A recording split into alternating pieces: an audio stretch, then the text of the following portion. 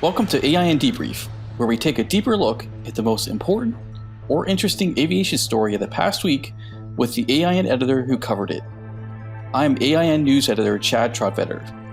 In anticipation of the National Business Aviation Association's Business Aviation Conference and Exhibition, also known as NBAA-BACE, next month in Las Vegas, I spoke with AIN Washington, D.C. editor Kerry Lynch about the return of the first in-person industry trade show since the pandemic began. Lynch discusses the brand new exhibit hall for the show, planned COVID protocols, including potential vaccination requirements, and how things are going in terms of scheduled exhibitors, as well as the debut of owner-pilot and maintenance pavilions. There will also be on-site and virtual sessions in Corporate Angel Network's annual fundraiser cocktail reception.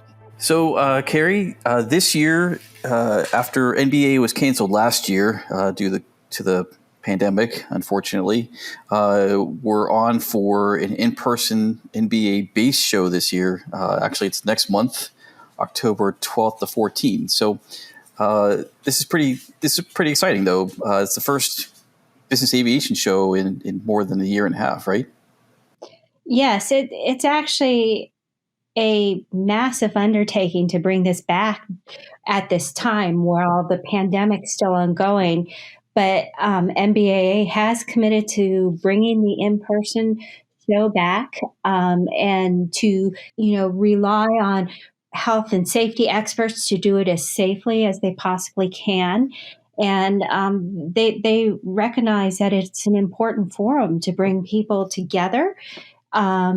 And it's something that's been lacking in the industry for 18 months. So this will be a good springboard for those ready to assemble.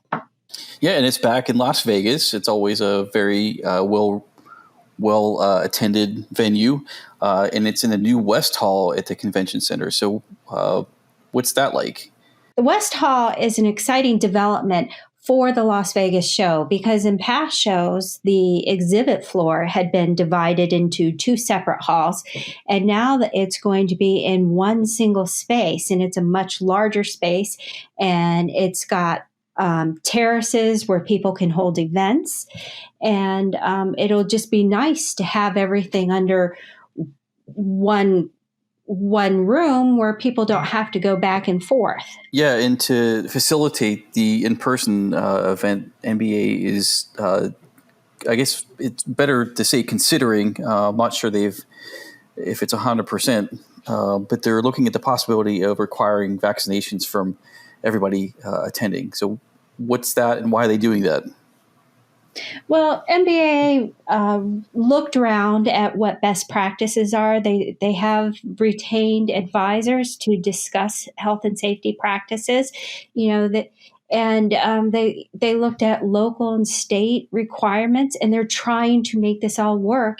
And then there's also the comfort level of people coming. So yes, they did come out and say there was a requirement for vaccines would be a best practice. They did say that other major events, such as the computer electronics, the CES event, as well as the Las Vegas Raiders, major sporting and conventions have required vaccinations.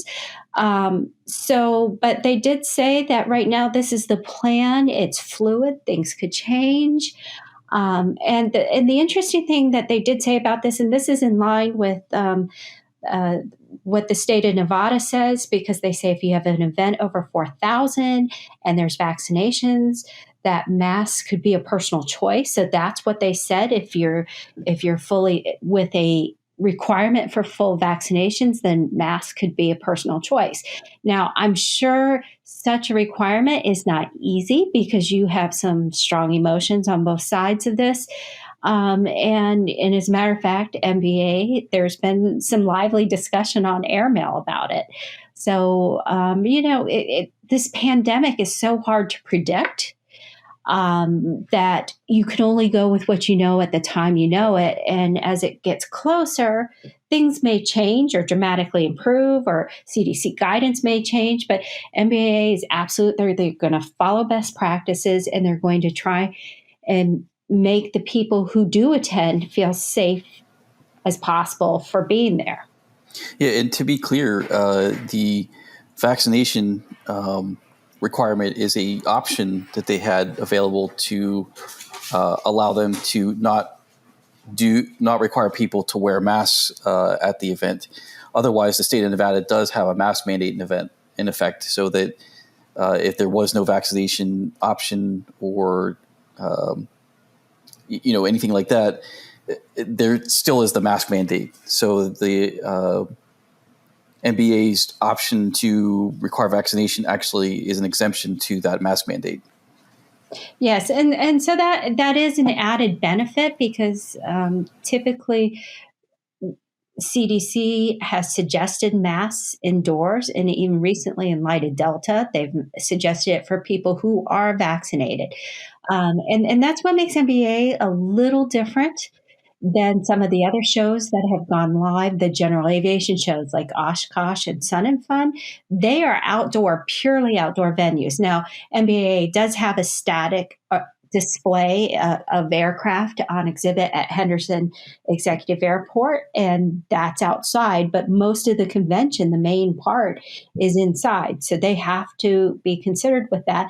And, there are other protocols that they're going to have to follow. They say exhibit space is mostly sold out, but you may not have enough space for all the exhibitors because you might have slightly wider halls or, different types of distancing and sanitation policies. Right. And how is the show looking from an exhibitor standpoint?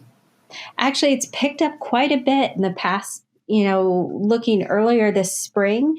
It went from, several hundred to now we're at 731 at last count, which is still below the typical 1,000 exhibitors they get, but it is much closer. And considering that there's still a number of travel restrictions in place, particularly internationally, that's a good amount of people who've committed to exhibiting there. Yeah, and I guess some of the exhibitors might have some issues getting there, especially from the UK or Europe. Yeah. Mm-hmm, exactly. Even Canada. I mean, they just opened their borders not too long ago, but you have to watch it because, again, things could change. So to have that many commit, it's really a positive development for this show. Yeah, and actually, this show is going to have some other new things as well. Several years ago, actually in Vegas, I guess about 10 years ago, they added an indoor static display, and they've been doing that consistently every year since. But they're also adding some other pavilions that are similar to that, right? Yes, the show is a home for many news, or first for NBAA, and that includes a maintenance pavilion for the first time. NBAA has had to cancel its live, or I don't want to call it live, but in-person maintenance conference over the past couple years because of COVID. And people in that community had really missed having that venue to gather. So NBAA thought that BACE would be the perfect venue to set up a pavilion and, allow people to network. They're going to have a silent auction to benefit a maintenance scholarship and enable providers to really highlight their services. And another one, and this is not, and that actually is going to be in the West Hall. Another one is an owner single pilot operator pavilion that is actually going to be at the airport. And that's going to highlight, the single turbine, maybe even high performance piston owner operator community. And it will provide an opportunity for that segment to connect and network, but it also is going to host a number of sessions from various companies that are at that market to talk about issues that are specific to the first, maybe first time owners or single pilots that are just unique to it. And, some of the people scheduled to speak are Daer, Textron Aviation, Pratt & Whitney Canada, Smart Sky Networks, and the citation owners. There will be safety presentations, and it really goes in tangent with the single pilot safety stand down that NBAA hosts every year at the beginning or on the eve of base. So they're really reaching into that community a little further with this. Some other changes is they're bringing a new product showcase online. So they thought this was important because during the past 18 years, there hasn't been that big event where companies could come out and say, look what I have. And there are a lot of, you hear about the big new aircraft unveilings, but usually some of the smaller products, they just don't get noticed. So this will give them an opportunity to be online. So whether you attend base or you don't attend it, you can tap into what those products are. There's going to be listings and showcases of them. Yeah, and they're going to have the usual on-site cadre of sessions, right? Oh, yeah. They have more than 50 educational sessions. I mean, while all of that is new, there's a lot that is going to be very, very familiar to people. So leading off, there's, I already mentioned the single pilot safety stand down, and there's also the typical tax, regulatory, and risk management conference that will lead into the convention. And at the other end of the convention, they also have their National Safety Forum, and they'll have their Collegiate Day, and they'll have a lot of the same events that they typically have.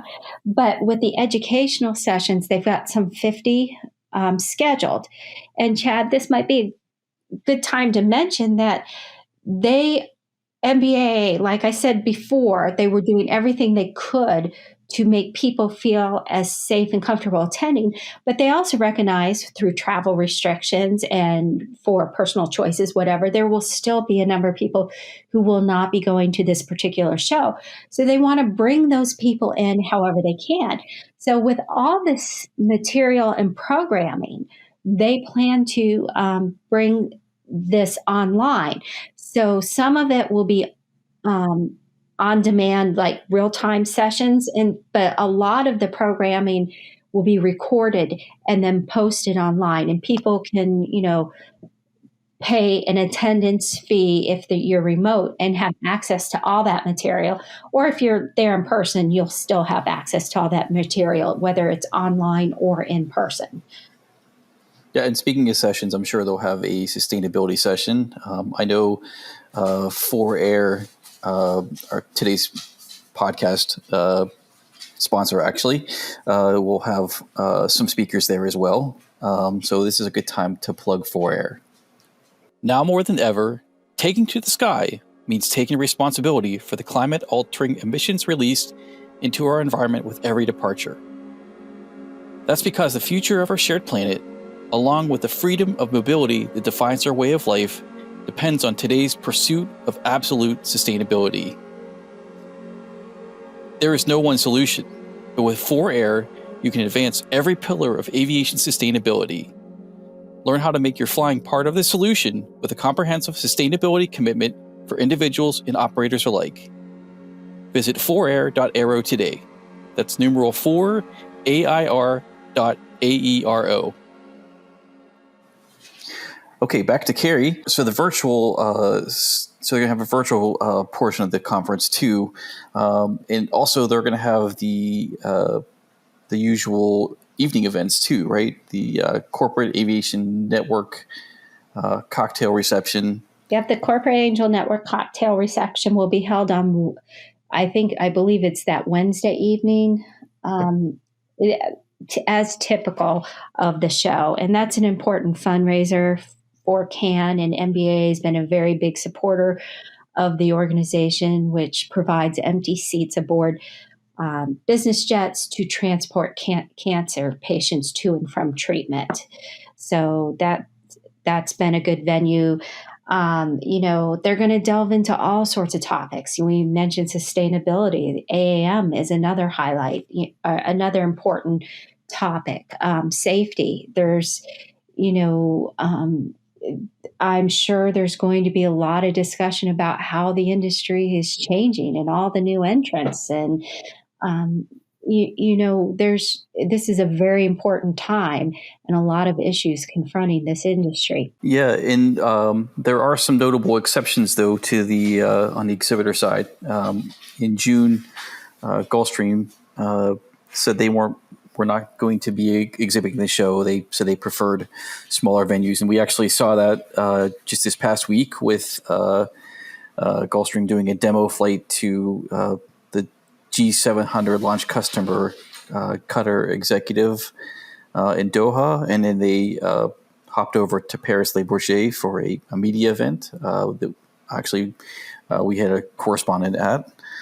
But there's a couple others that are missing too, right? Yeah, I'm obviously we're down a couple hundred, maybe 250 plus exhibitors this year. So there are going to be many names that are gone, but that are not here for this year. Gulfstream is probably one of the most notables, but I mean, there's several well-known companies such as F-List and Satcom Direct who are also not attending. And quite frankly, for some of those who are international and they don't have as much of a U.S. presence, it's going to be complicated for them to exhibit. And some that are exhibiting, you don't know if last minute they'll have to pull out because, when the pandemic happened in Singapore, we saw that with major companies just days leading up to the convention, companies such as Lockheed Martin that pulled out of the Singapore Air Show. And, Lockheed Martin had prime real estate there. So I'm not saying it will happen. I'm hopeful that this Delta variant will quiet and make everyone's lives a little easier. But we're in such uncertain times, and that's the point. But, it's interesting because when you talk to Bolin, who's the president and CEO of NBA, he's very optimistic about this convention and where the industry is. And he thinks that this convention is really going to show how strong this industry truly is rebounding and, and how we're on the forefront of sustainability and how we're on the forefront of, emerging technologies, whether it is AAM or electric or hybrid traditional fixed wing airplanes. And he looks at this convention as an important venue to gather people around, to network, to showcase their products. And they do say there will be several important announcements this year. Yeah, and I think everybody in the industry is just looking together to get, to see everybody in person again. So I think that's a good message from Ed and how important the convention is just as a gathering place. I agree, Chad. So thanks, Kerry. Thanks for listening to AINdebrief. Another podcast episode will air next Friday. In the meantime, go to www.ainonline.com for the latest aviation news from AIN.